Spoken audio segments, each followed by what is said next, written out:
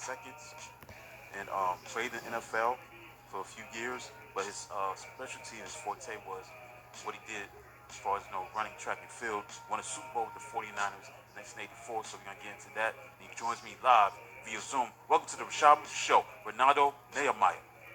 Hey, Rashad, thanks for having me, man. All right, Pleasure to be here. all right, thank you. All right, first question: where were you born? Where you originally from? I was born in Newark, New Jersey.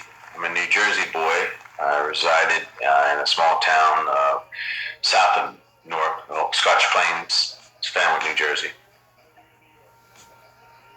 Okay, what made you want to get into track and field? Because that's the thing that you started, got into, other than playing football. But were there other sports other than track and field that you got into other than track and field for sports? I played all the sports. I was always pretty fast. I guess I judged my speed on being the fastest guy on my block or in my neighborhood. But I played baseball. I played basketball. Of course, I played football. And track was more like an ego thing, just as getting out of the team element and seeing what I can do individually. And then more or less a rebellious act because my dad was more of a team sports guy in football, basketball, and baseball. And so when I was choosing track, not understanding it, I didn't get initially a whole lot of support in the track realm. I think just because people didn't think much of it, of a real-time sport. But out of my rebellion and being determined to do things my way and for myself and not necessarily depend on others for my successes or failures, I gravitated toward track. Okay, so also, okay, Maryland. You went to University of Maryland. Were there other schools that you wanted to go to other than Maryland? Because Maryland was your choice to go to college and attend college. So talk about going to Maryland. But were there other schools that you wanted to go to other than Maryland? Oh yeah, I got recruited by pretty much majority of the Division One programs across the country. Quite a few on the West Coast: UCLA, USC, Alabama, Tennessee. Probably was my first choice. It was the first college recruiting trip that I took that I saw a track stadium, standalone track stadium, not inside the football stadium. And so I was overly impressed with their facilities at the University of Tennessee. So I ultimately wanted to be a ball. But the head coach, Stan Huntsman,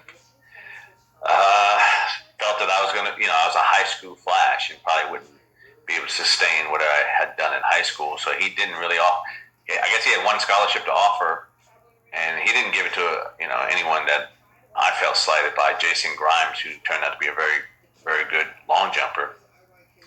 But he passed up on me, so I was motivated every year I ran or faced anybody from Tennessee because that's the school I ultimately wanted to go to. I would have gone to possibly USC, but I just felt or UCLA, I didn't think I knew my family didn't have the resources that I could get home as often as I might want to. And so that was a little far away. And then I also thought the West Coast schools were somewhat arrogant, thinking that all the best athletes had to gravitate to the sun. And so I felt if I was as good as I thought I would be, I'd spend plenty of time traveling to the West Coast to face those athletes, in which I did.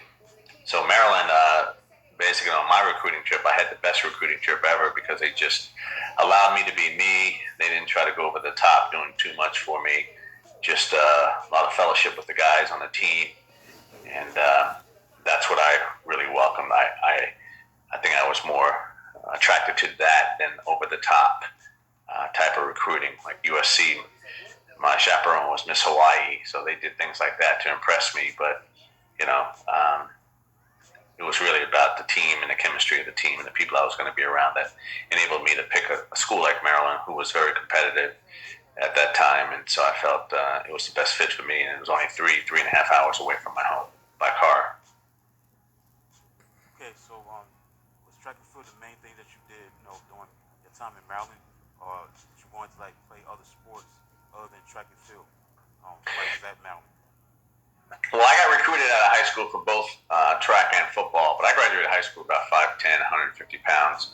And so when I embarked and stepped on the campus of Maryland, I wasn't that big, and I didn't think that I was big enough at that time to be playing. And more importantly, Maryland didn't throw the ball a whole lot. They ran the ball during those times when I was there, so I would have been doing an excessive amount of blocking more so than running and catching passes. So, um, the brief moment that I entertained playing football or trying out for the Maryland team, the dynamics of the team and how it was structured offensively dissuaded me from pursuing it any further. And by that time, I had already hit my stride in track, becoming the best in the world and a world record holder. So I was more inclined to see how much better I could get running before I overly exposed myself somewhere else. Okay, so while you was at Maryland, then one play another sport. Okay, so track and field. So when did you like really take your? Did you play like in the Olympics as a track and field athlete? Was there like any invites to like play in the Olympics? Well, I think when I first started, the sport was truly amateur sport, and so the only thing that we pointed to was every 4 years trying to make the U.S. Olympic team to represent our country to go to the Olympic Games. And so my first opportunity to do that was in 1980, and I won the Olympic trials, and I was also the favorite to win the gold medal. Unfortunately, at that point, the United States, under the helm of Jimmy Carter as president, invoked a boycott. So we boycotted the Moscow Olympics in 1980. So I was an Olympian, won the Olympic trials, was the best hurdler in the world, but was unable to go to the Olympic Games, which was very disheartening. Okay, so you had a lot of success in with the track and field situation. Just talk about that. Before you got into the NFL, just being that successful, being that fast. Just talk about that experience. Doing what you was doing at that time, during the '70s and like early '80s. Well, I mean, when I see all these antidotes and reflections on the late great Kobe Bryant with the Mamba mentality, I can relate to that 100% because I was truly obsessed and enamored and in love with the art of hurdling, and it was just something that did for me that no other sporting activity did, allowing me to be so artistic and expressive, explosive, powerful.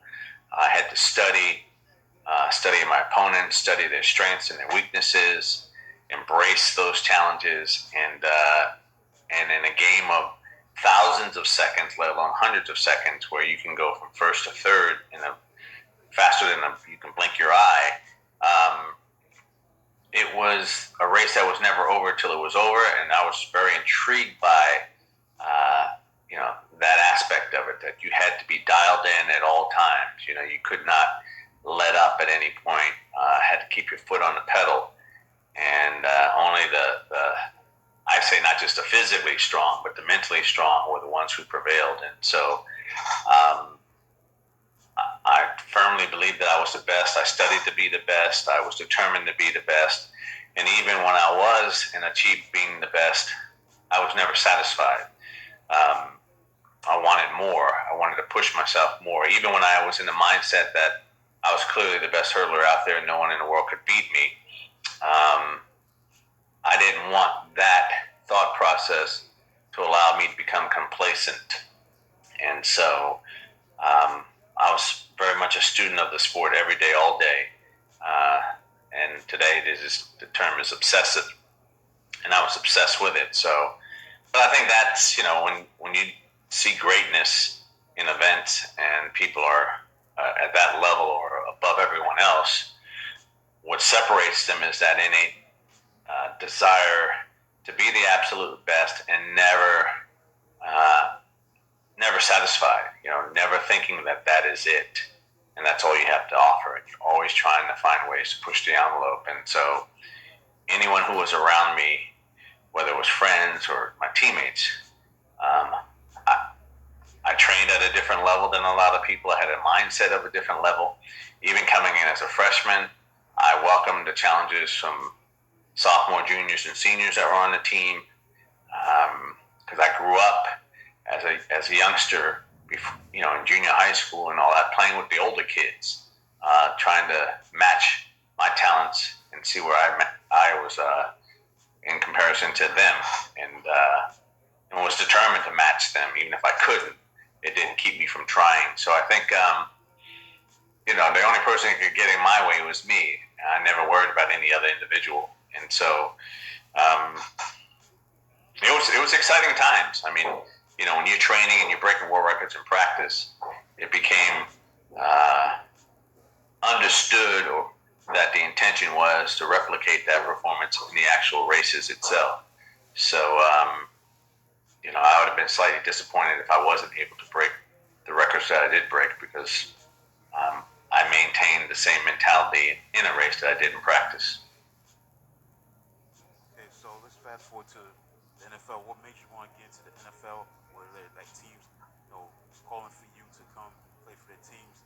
Talk about that transition from a track and field sprinter to being in the NFL.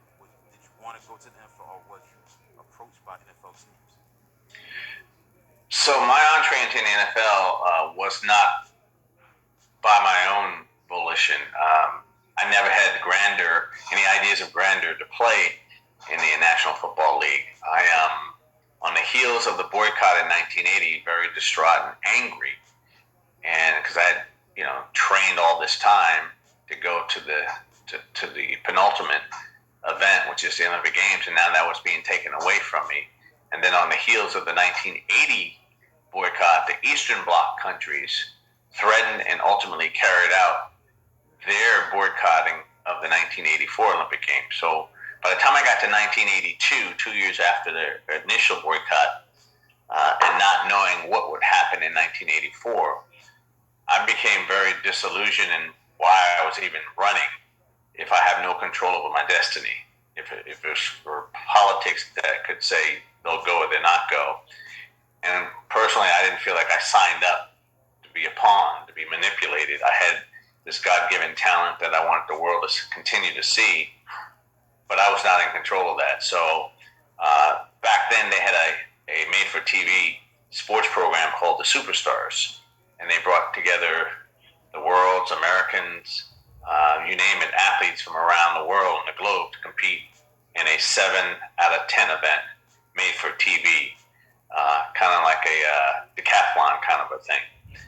And I was there, and it was in 1981, and met Dwight Clark, Chris Collinsworth, and a couple other guys who were playing in it, participating in their first year. Dwight, the infamous catch against the Dallas Cowboys. And I remember I was in talking to them, and I was, way ahead of everybody else in the points. And they both said, "Man, you're a great athlete. You ever thought about playing football?" And I go, "Well, I played in high school, but not playing in college. I would probably not get drafted and not make any kind of significant money, so it wouldn't necessarily be worth my time." And I remember Dwight Clark saying that Bill Walsh would love a guy like me. Would you ever consider playing professional football?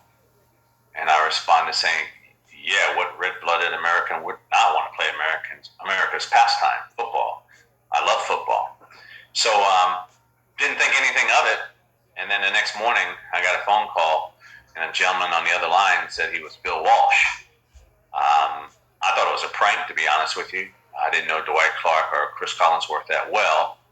And so I thought they were pranking me. And I hung up. I said, "Well, if you're Bill Walsh, call my agent." I hung up on him. And about 20 minutes or so later, he called back and he said, "Yes, seriously, Renaldo, this is Bill Walsh." Again, I'm not in belief, because why would an NFL coach of that stature call me? So I said, "Well, if you are my coach, call my agent, Ron Stenko." Gave him the number, and I hung up on him again. And about 2 hours later, my agent called me up and said, "Did you hang up on Bill Walsh?" And I go, "That was Bill Walsh?" He goes, "Yes." And so cutting to the chase, next thing I know, I'm flying out to San Francisco, having a private workout with the San Francisco 49ers. Didn't stay private long, because before long, other NFL teams learned of it and were flying me out to try out with them. And then it just came down to what team that I felt comfortable with playing, because they all had offered me opportunities in a contract. And kudos to Bill Walsh, who was a fan of mine as a track guy, and offered me a 4-year guaranteed contract, because he knew once I signed as a professional football player, I would immediately lose my amateur status. And so he protected that, at least saying, well, if you lose your amateur status, you'll have a minimum of 4 years to figure it out. And so they guaranteed my contract. So that's how I ended up with the San Francisco 49ers. And I couldn't have gone to a better place, obviously. A dynasty in the making at that time, on the heels of winning their first Super Bowl in 1981. Or 82, I guess, technically. Okay, so you also was on the cover of Sports Illustrated at that time. Hurling into the NFL, you was on the cover. Talk about that experience, like who approached you to be on the cover of Sports Illustrated at that time? It seems like everything I was always doing, there was always a negotiation. Things didn't go smoothly. There were 3 separate times that I actually shot with photographers to make the cover of Sports Illustrated.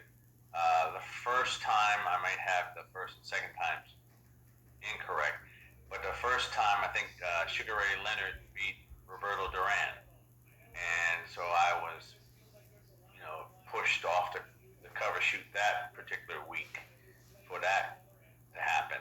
And then the next time I did a photo shoot, it was at the NCAA's, and what was it? Seattle Slew won the Triple Crown, so I missed that cover. And then the next time that Sports Illustrated came to me, it was when I was signing with the Niners, and I had already had 0 for 2 for shooting for covers and never making it. And because, like I said, in '79 I had run 12:91 and won the NCAA's, and I was supposed to be on a cover, and I didn't get it. So at that point, I just told my agent, I'm not going to waste my time going out and shooting for 3-4 hours, and some other sporting event exempts me. And so we negotiated with Sports Illustrated. We wouldn't do it unless they guaranteed us the cover shot and the date. And that's how I ended up on the cover. It was a negotiated, period certain event.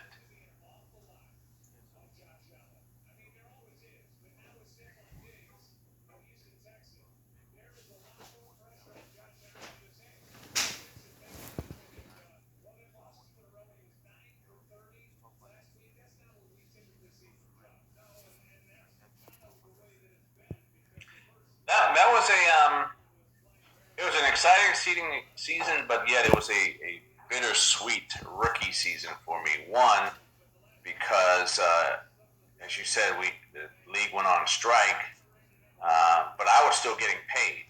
I think I was probably one of their first early ones or ever to have a fully guaranteed contract. Back then, they didn't even do guaranteed contracts. So while we were on strike, I was still getting paid. There was some resentment on some players because even when we were meeting off site to have private workouts among ourselves, guys felt that here I am showing up and I'm still getting paid. So that was a little challenging because I'm trying to have guys get to know me, and right away the contract was something that was more sensitive and talked about. But we got over that.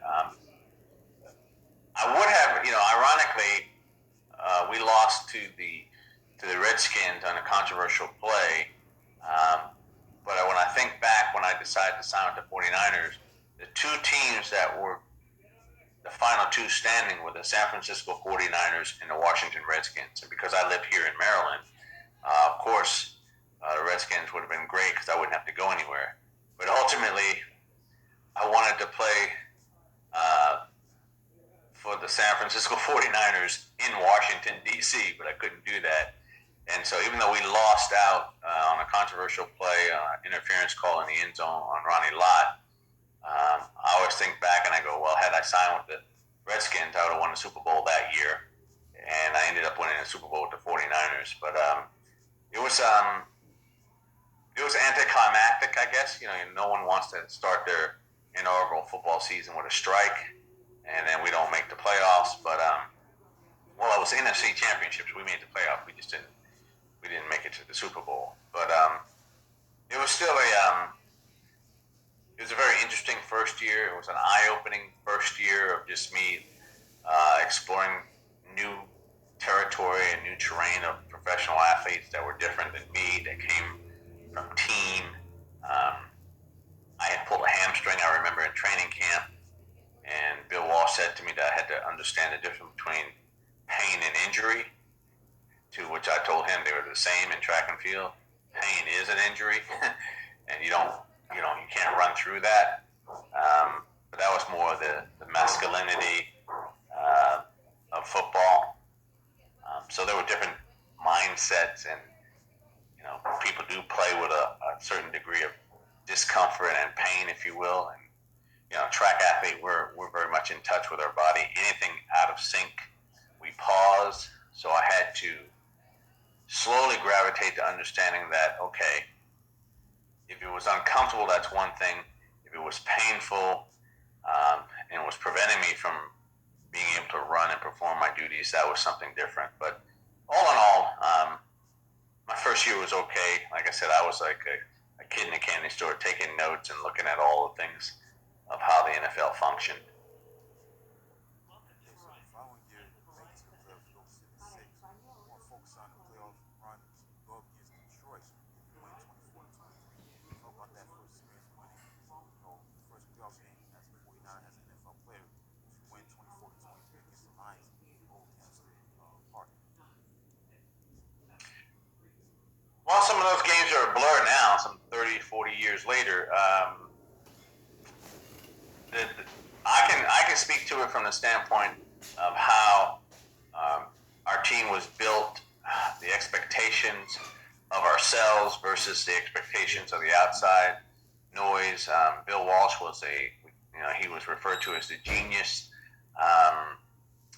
and meaning that he just had lofty expectations, and excuses were not a part of his vocabulary. So we always played every game with the expectation that we were going to win. And I remember during that time, especially road games, we had the best road record in the history of the league.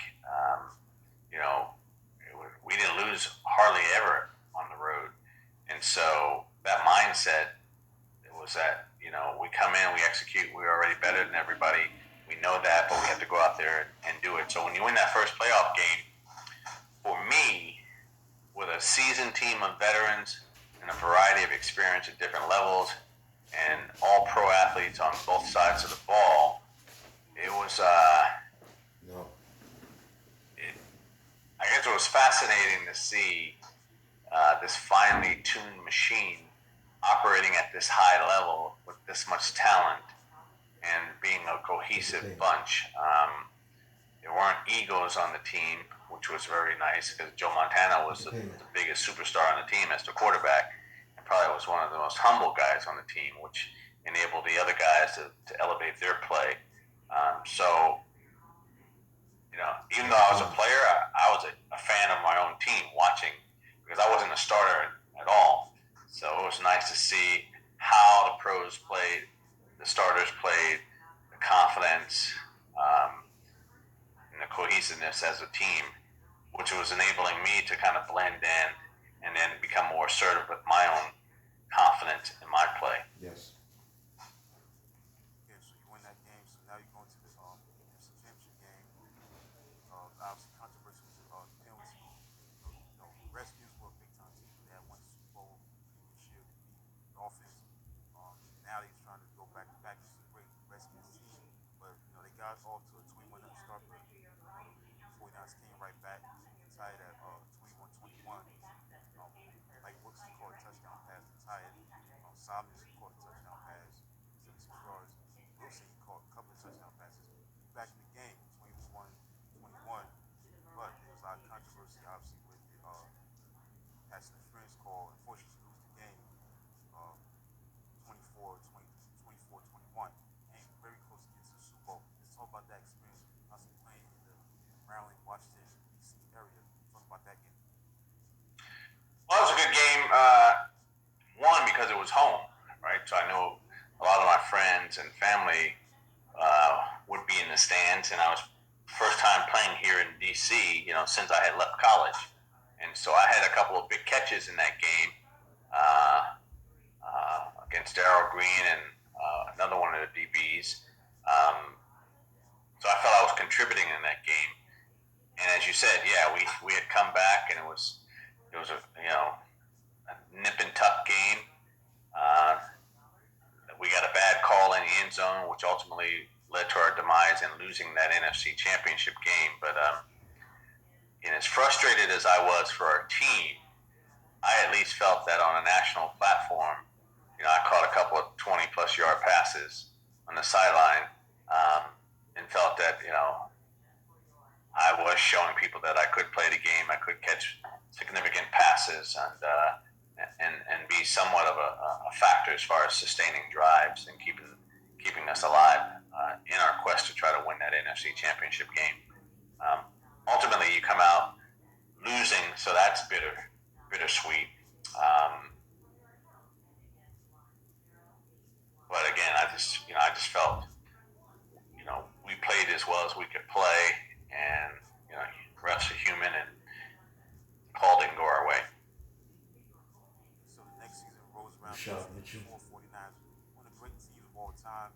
Kind of underrated, kind of overshadowed by the 1985 Chicago Bears. They had a lot of personality, just man, real young refrigerated character, guys like that, Walter Payton. But the 49ers, that team was just on a mission. It's all about going to that season of training camp. The team was on a mission. Obviously, they were focused. They were motivated by what happened in the Shield. Was unfortunate to the Washington Redskins. But talk about going to that training camp, being ready for the season of '84. Talk about that. It was every year there was a lot of anticipation, a lot of tension, a lot of expectation. Uh, we we trained at a high level. You could sense it in the air. We knew that we were a good team. We just had to cash in on that. And so '84 was no different. I mean, we went game by game, but I felt that there was an air of I'm using the word arrogance, but I think a healthy arrogance that we expected to win, we intended on winning, and short of that, each week would have been a failure. That particular year, we lost to the Pittsburgh Steelers. It was our lone loss, and I remember on one of the plays, I was wide open down the middle of the field, and Joe didn't see me.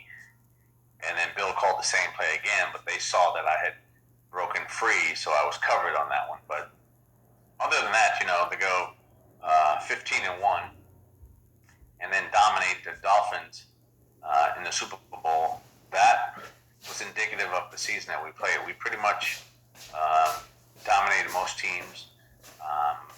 We had an air of confidence that I think had been unmatched at that time. Outside of the 17-0 Dolphins years before. And then, the Bears came back the next year and replicated it, but the Bears didn't become a dominant team. The Niners went on to win a few more Super Bowls after that, 5 to be total. So, we were the dynasty of the 80s, and the Bears just had that one year in '85. But the Niners were, throughout the '80s, were always the team to beat, and we set the standard. The Bears had a lot of personalities. We had a lot of playmakers on both sides of the ball. So, the Bears got their notoriety because of their 46 defense, tenacity on the defense and overwhelming teams, and but they didn't sustain that for a great period of time. Whereas the Niners, throughout the '80s, we were the teams to beat. Yeah, that's the thing. In '84, the 49ers came the first team ever to win 15 regular season games since the league expanded to 16 games. And in '78, you had 5 Pro Bowlers on the offense. Montana had 28 touchdowns, 10 interceptions. Roger Craig was a big time player. Wendell Tyler, just big time players. Solomon, White Claw, offensive linemen did their thing. Randy Cross, Fred Phillips, Keith Von Horst have been to the Pro Bowl. Very good, very outstanding on defense as well. It kind of still gets overlooked to this day because they always think about West Coast offense, but their defense obviously led by Ronnie Lott, Eric Wright, Cortez Riverson, Dwight Hicks, all were in the Pro Bowl. Yeah. Turner, that was a big time team. Like they get overshadowed because the offense and exploits. The defense was great because the defense led the league in fewest points allowed. They only allowed 227 points. That team was great. Also, want to point to the Giants game on Monday night. Caught a 59-yard touchdown pass. Can you talk about that being on Monday night against the Giants? Yeah, that was my homecoming. I'm from New Jersey, Yeah. and so a lot of my homeboys and high school classmates and aunts, uncles who live in that, the New Jersey area, Orange, New Jersey area, and we were playing in the Meadowlands. My first Monday night game. It's interesting. I always knew that when we played on artificial turf, Bill Walsh would play me a lot. He made a comment that I was faster on turf than he thought than on grass, and I would say, Bill, if I'm faster than everybody, I'm faster than them on grass too. But he just felt that it was more sure footing. So yeah, I remember starting the game. Joe underthrew me on a crossing route inside, and then I remember coming off to the sideline. And Bill drew a play in the dirt and told me to, gave me the protection covers to give to Joe, and then told me to tell Joe what route I was going to run. And he said nobody will be there because I was coming in motion and the guy would be behind me. And by the time he realized what I was doing, Joe would have me the ball. And so anyway, I just took what he said, shared it with Joe. We ran the play, and I catch the ball, and I go to turn up to run, and there's nobody over there. I'm just running by myself, 59 yards. And it was incredible because it was a homecoming. It was my first nationally televised Monday night game and a touchdown. And I remember Dandy Don Meredith, who was in the booth, jokingly said Nehemiah was a bullfrog as I was running down unabated for a touchdown. So I think it's every kid's childhood dream is to play Monday night and either throw or catch a touchdown pass or catch an interception, whatever it might be.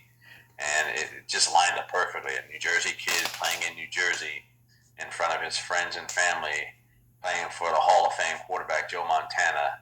And so it's something that I can always tell everybody that, I caught a 59-yard touchdown pass from Joe Montana.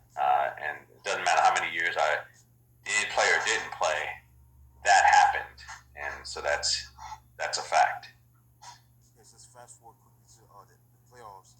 Play the Giants again. Now, obviously, the rivalry in the 80s on to like 1990. As far as the Giants, 49ers playing the playoffs, big game. So this is a big game. Going against the Giants in the division playoff.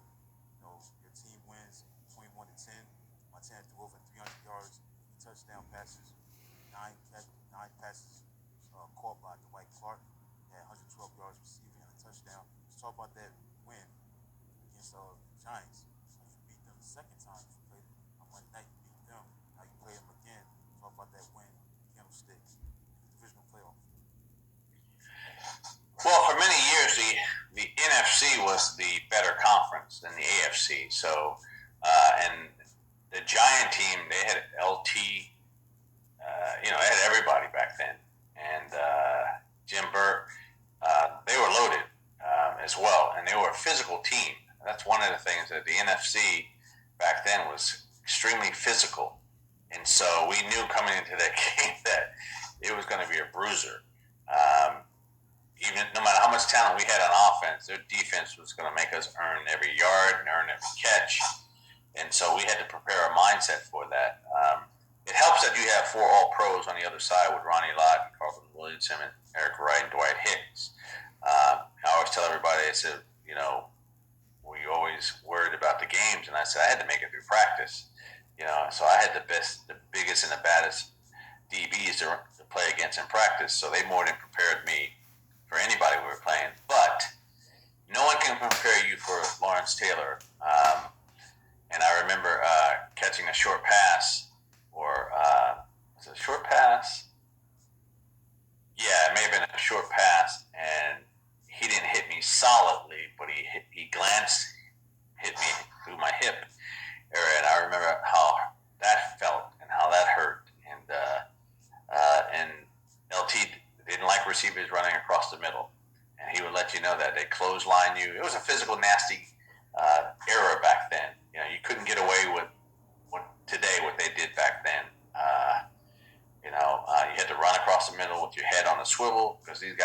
to take you out. It was a game of physical intimidation back then. Um, you could get hit in the face and above the helmet and speared and all those types of things, which may be a personal foul, but never an ejection. So most of the times you just had to know where you were and kind of see the field at the same time, and then hope that quarterback could protect you when he threw the ball, that he didn't throw the ball right into coverage. So that game was always physical. It was the New York Giants, the New Orleans Saints, and the Seattle Seahawks, in my recollection, who were the most physically challenging teams that we had to play. You felt beat up after the game, even though we would win the game. Okay, so you missed the NFC Championship game second consecutive year. This time you get the job done against the Bears, who eventually be the divisional champions following year, 1985, but you shut them out. 20 beating to nothing. Talk about that win, going to your first Super Bowl. Talk about that experience. Well, we were firing on all cylinders. I mean, we were in sync. We were tight. We practiced that way. That West Coast offense was in full effect. It was really stretching teams, putting a lot of pressure on teams to cover so many things. Remember, we had started to perfect what's called the combo routes. So you might have a 10-yard out, but it may not be a 10-yard out. It could be a 10-yard out that turns into a 10-yard in. We had a lot of leeway and took a lot of time in practice to perfect that. But yeah, so we'd always find the open hole. There were a lot of routes that were called, but if you knew on pre-snap that they were going to be covered, you could turn the route into something else, which put a lot of pressure on defenses, and folks didn't know how to guard the Niners at the time. I mean, guys were wide open, or even Roger Craig or Wendell Tyler, running combo routes out of the backfield. People didn't know what to do with all that. So we were ahead of our times, I think. As you see today, a lot of teams are doing a lot of this combination routes. Kansas City does it. A lot of teams do it. But we had perfected it, and it was before our time. And I think that's why we were head and shoulders above everybody. So in beating the Bears, again, they were a physical team. They were coming at us real fast. And so Joe Montana perfected that 3-step drop, and everything was happening faster. And so they couldn't react. They were so hell-bent on getting to the quarterback that we called it like a full jailhouse break, and everybody we call hot receivers. We had to be hot. We had to be ready. And so you'd cut off the route that you were going to run maybe 12, 20 yards, and it might be half of that distance because of the hot call. And they weren't able to we'd just be thrown right behind the coverage, or right behind the rush. And then we had yak, yards after catch. So that's how we were neutralizing what they were doing. So all their big defensive ends and William the Fridge Perry and all these guys, they were physical and all that, but they weren't ready for the quick hitting speed and the passes. And that's how we overwhelmed them. Okay, so you go to the Super Bowl, faced another big time team at that time. Dolphins, man, led by obviously Dan Marino, 48 touchdowns. He's on fire, man. Hot. Passing game, Mark Duper, Mark Clayton, Don Shula, going to that Super Bowl. Talk about the preparation aspect, getting ready. It was like a home game for your team, because the Super Bowl was in Stanford, California. So let's talk about getting ready for the first Super Bowl. Personally, the first experience with a team that already went to the Super Bowl already in '81. So it's second time trying to win it again. Talk about that experience. My first experience going to the Super Bowl, I expected more out of it. I think, unfortunately, we were the home team, so it was like a home game. We were playing at Stanford University, even though we don't play at Stanford, but the game was held at Stanford. But a lot of the pomp and circumstances that probably would have been available had the game been in a neutral site or a different site. In this case, we were the home team, so it wasn't as spectacular for me as I initially envisioned. And then once the game started, it's interesting. We went into halftime, so confident that we were going to win this game that it wasn't even in question that we were the better team. And I mean, I could sense it in the locker room. And we came out there obviously and neutralized Dan Marino and would have beat him 38-16 or whatever, something like that. Yeah, 38-6. Correct. 38-6. Yeah. And wasn't even a close game. And I remember even post game, the tenor and the tone in the locker room is like, you know, we knew we were going to do this. I'm thinking about, you know, like beer flying, champagne flying all over the place, and it was quite the contrary. It was almost like another game. And then we all just went home. There was not a celebration that night. It was the Super Bowl. I had family coming in from the East Coast, and we didn't even have a party to go to. And it was so anticlimactic for me. I was, you know, disappointed. I was like, wait a minute. As a kid, I grew up watching Super Bowl celebrations, and we just won the Super Bowl. And there was no planned party or anything. People just went home. And so I was very dejected and disappointed. We did have a major celebration, you know, a month or so later. But on that given night, it was almost like it was just another day, another game, a routine victory that just happened to be the Super Bowl, the biggest game, the penultimate game in the NFL. And my team was, you know, I tell everybody, I said, man, we were so cocky and arrogant that I guess they assumed it was going to happen. It happened the way everybody knew it would. And I guess we just said, okay, because everybody would expect the team to be having a party or something, that I guess Bill Walsh or whoever decided that we would have our own celebration weeks, months later, and that's what happened. So on that given night, winning the Super Bowl, you know, outside of the you know, TV cameras and presenting the trophy and all that, that's probably about as the most excitement we had that night. And then after that, everybody just went home. Like, great game, guys. Yes, Joe Montana had 3 touchdown passes, 231 yards passing. Craig had a big game, especially, you know, catching the ball, 7 catches, 77 yards, 2 touchdowns. So, we win the Super Bowl, 5 rolls around, but we don't get brought back on the team. For whatever reason, we talk about that because that was the last season.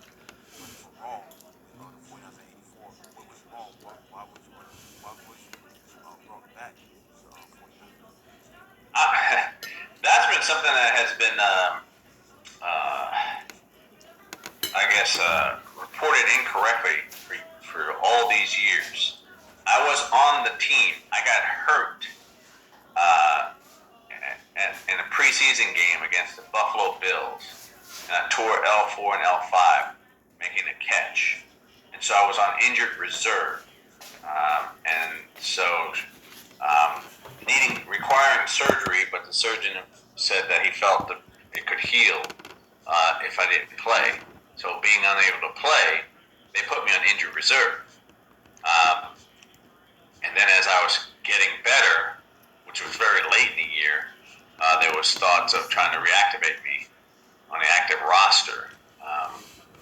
And, you know, it becomes supply and demand. You know, do they need another position at that point? Or are we okay at the receiver, which, you know, with me being down? So I was not let go. I was on the team. I trained. I practiced with the team every day once I was healthy enough, probably about 3 months later. But, yeah, so it shows as a non-year, but I was on injured reserve. And, so I was there for the 4 years that I had signed. And then the offseason when we were negotiating, it just came down to me wanting to play because at that point track and field had turned into a pro sport. Now pros were playing or were making more money than I was without enduring the physicality that I was enduring in the NFL. And so I felt if I was going to give up all this God-given talent and not play on a consistent basis, they're going to have to pay me more than they were paying me. And and I didn't really want to go to another team and start all over. You know, I didn't know the culture of that team and be labeled as some track guy trying to make it with another team. So I had an alternative, which was I could now run track again as a professional athlete. So I had, in my mind, I had experienced the National Football League at the very highest level, play with some great players, Hall of Famers, I had caught 4 touchdown passes from the great Joe Montana, and did what I could do in that short period of time. 3 playing years, 1 year being on injured reserve, and then it was just coming down to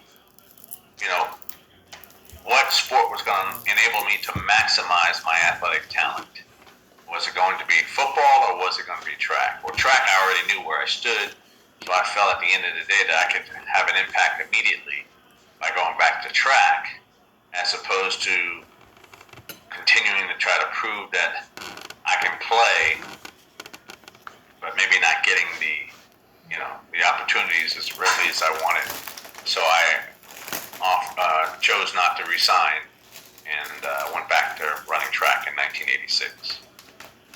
Yeah, it's fascinating because yeah, because Jerry Rice, at that time in the 2000s, like early, Jerry Rice, trying to, help probably make a change out of Jerry Rice. That's why, it's just a fascinating, question. What happened, what went wrong? Yeah. My very last year was his rookie year.